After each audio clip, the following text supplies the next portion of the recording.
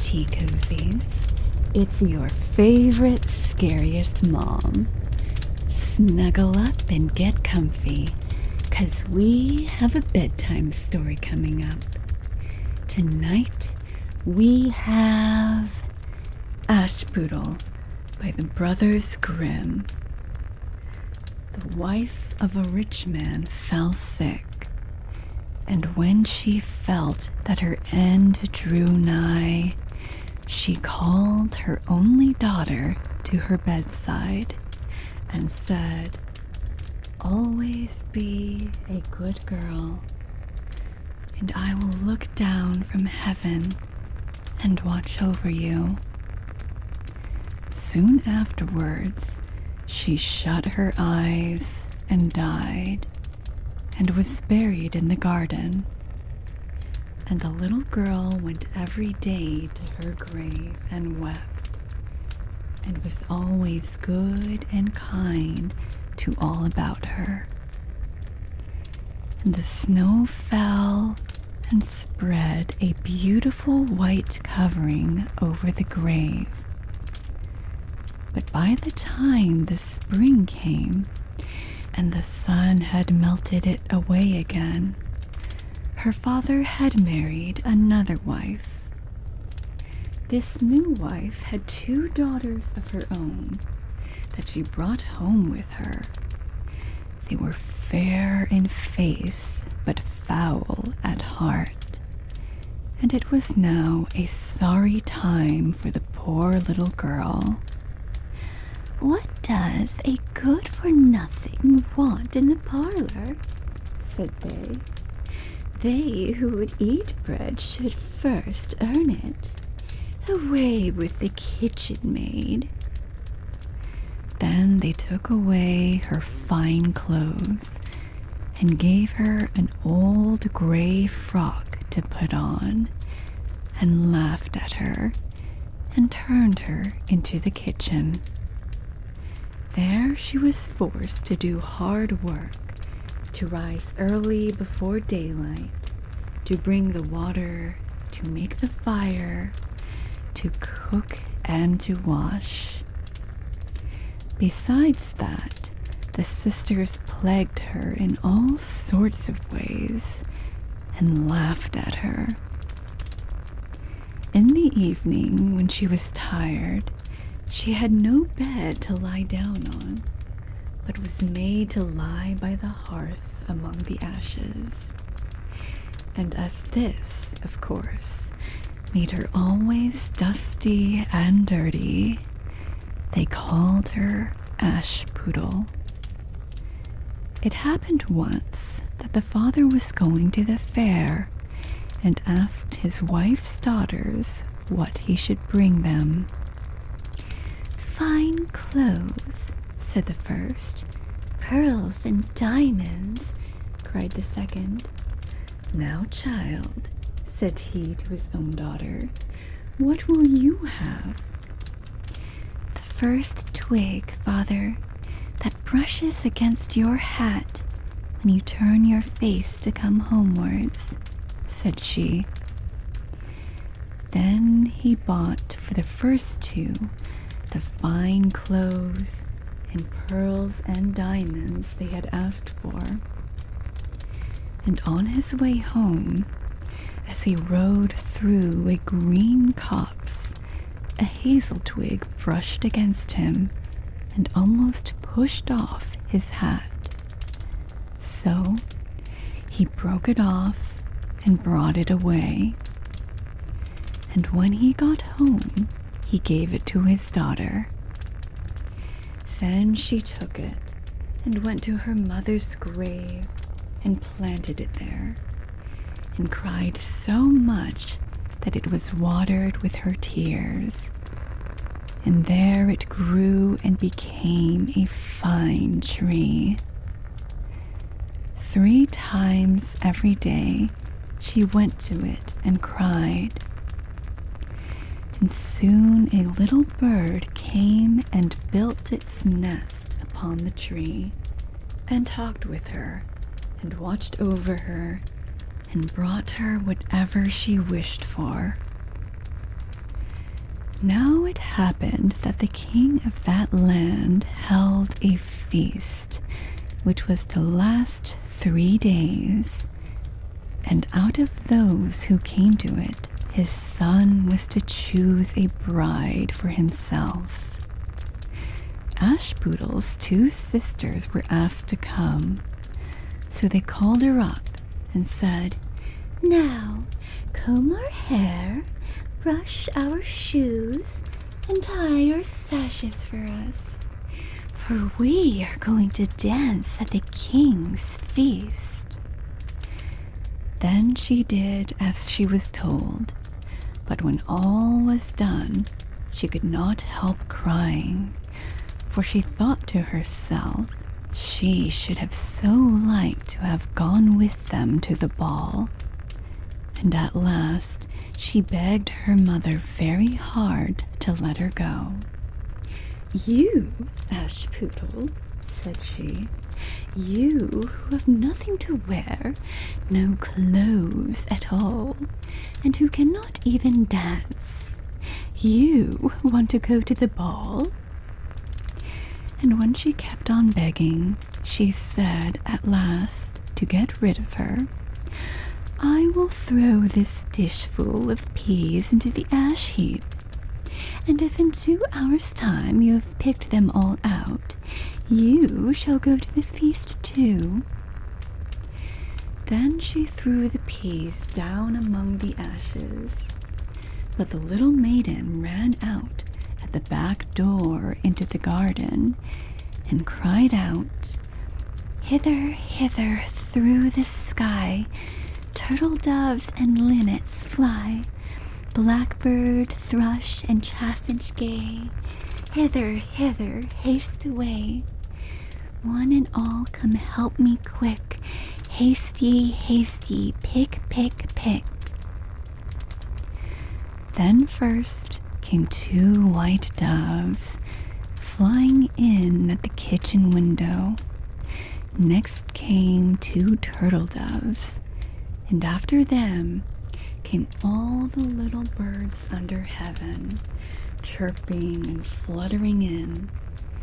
And they flew down into the ashes, and the little doves stooped their heads down and set to work. Pick, pick, pick. And then the others began to pick, pick, pick. And among them all, they soon picked out all the good grain and put it into a dish, but left the ashes. Long before the end of the hour, the work was quite done, and all flew out again at the windows. Then Ashputtel brought the dish to her mother, overjoyed at the thought that she should now go to the ball. But the mother said, "No, no, you have no clothes and cannot dance. You shall not go." And when Ashputtel begged very hard to go, she said, "If you can in 1 hour's time pick 2 of those dishes of peas out of the ashes, you shall go too." And thus she thought she should at least get rid of her. So she shook 2 dishes of peas into the ashes. But the little maiden went out into the garden at the back of the house and cried out as before, "Hither, hither, through the sky, turtle doves and linnets fly, blackbird, thrush, and chaffinch gay, hither, hither, haste away. One and all come help me quick, hasty, hasty, pick, pick, pick." Then first came 2 white doves in at the kitchen window. Next came 2 turtle doves. And after them came all the little birds under heaven, chirping and hopping about. And they flew down into the ashes, And the little doves put their heads down and set to work. Pick, pick, pick. And then the others began to pick, pick, pick. And they all put the good grain into the dishes and left all the ashes. Before half an hour's time, all was done, and out they flew again. And then Ashputtel took the dishes to her mother, rejoicing to think that she should now go to the ball. But her mother said, "It is all of no use. You cannot go. You have no clothes and cannot dance, and you would only put us to shame." And off she went with her 2 daughters to the ball. Now when all were gone and nobody left at home, Ashputtel went sorrowfully and sat down under the hazel tree and cried out, "Shake, shake, hazel tree, gold and silver over me."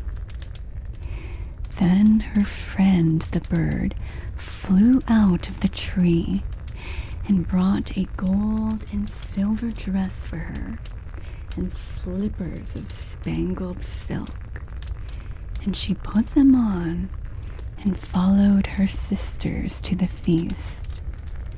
But they did not know her and thought it must be some strange princess. She looked so fine and beautiful in her rich clothes. And they never once thought of Ashputtel, taking it for granted that she was safe at home in the dirt. The king's son soon came up to her and took her by the hand and danced with her, and no one else, and he never left her hand.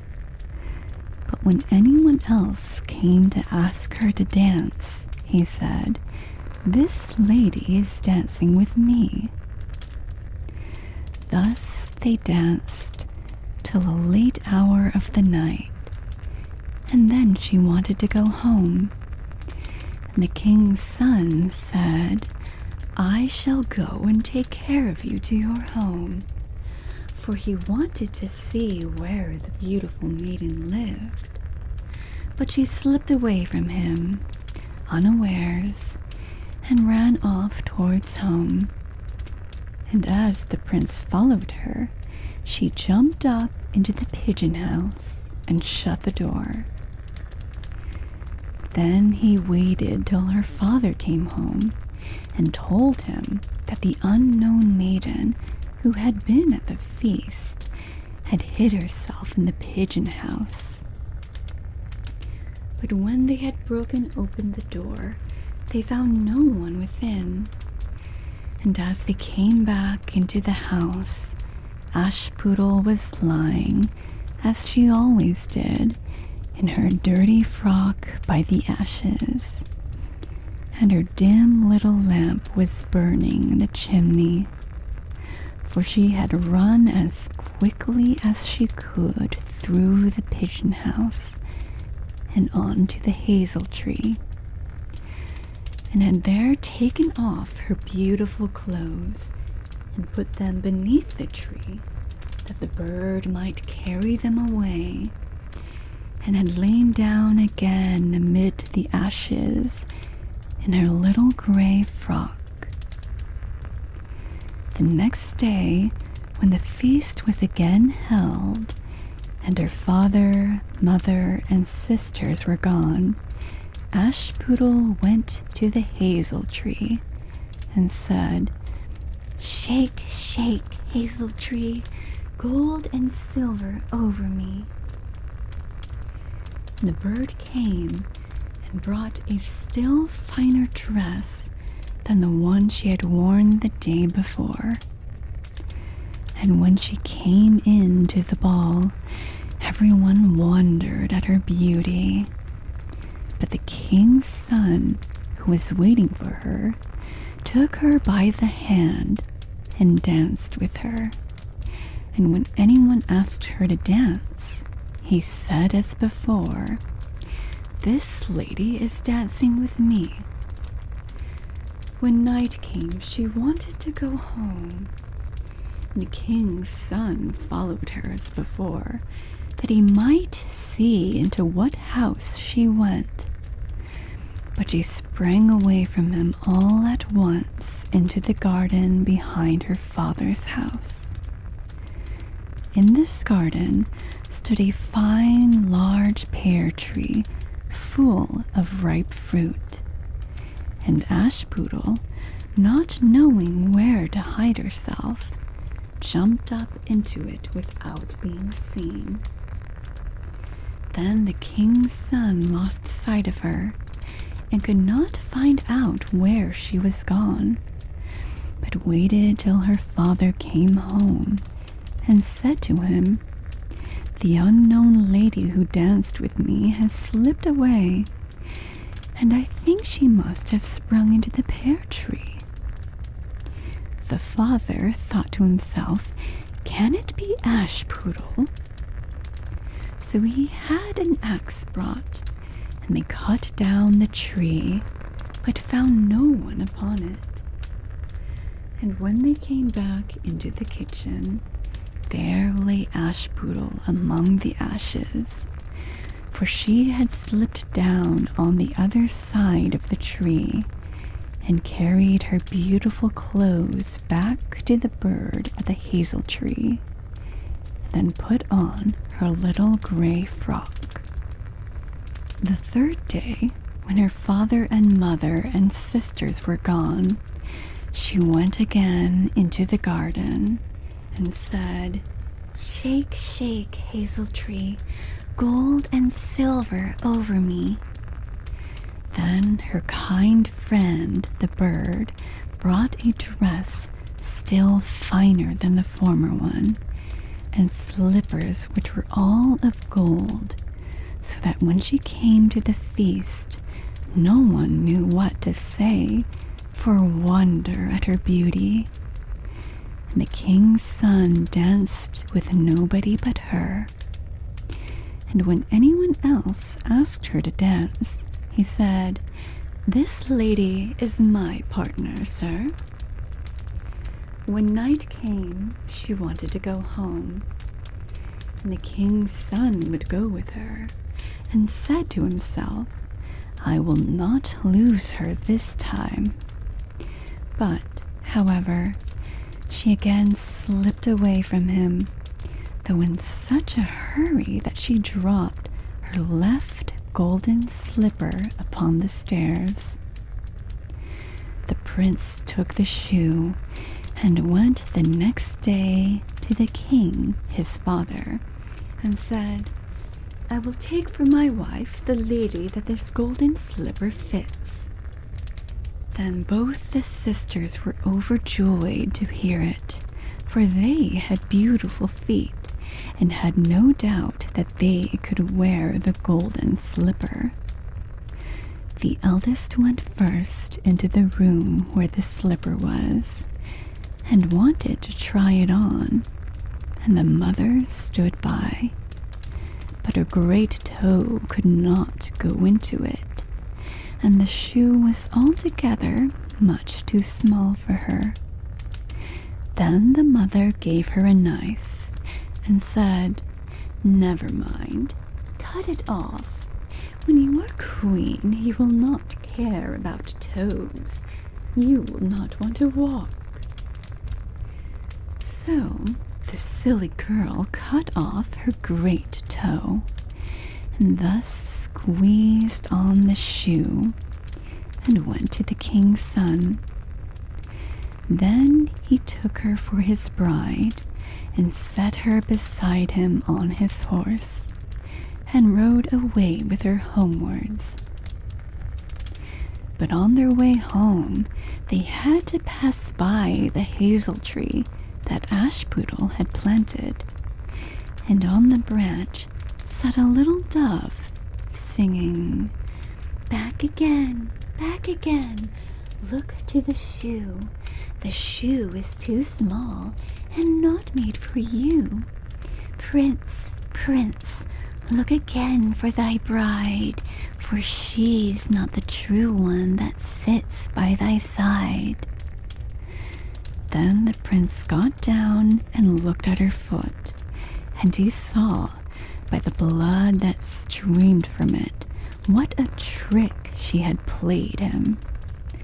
So he turned his horse round and brought the false bride back to her home and said, "This is not the right bride. Let the other sister try and put on the slipper." Then she went into the room and got her foot into the shoe, all but the heel, which was too large. But her mother squeezed it in till the blood came, and took her to the king's son.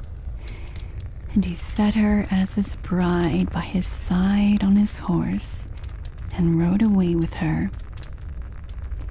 But when they came to the hazel tree, the little dove sat there still, and sang, back again, look to the shoe.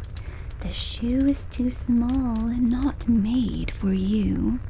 Prince, prince, look again for thy bride, for she is not the one that sits by thy side." Then he looked down and saw that the blood streamed so much from the shoe that her white stockings were quite red. So he turned his horse and brought her back again.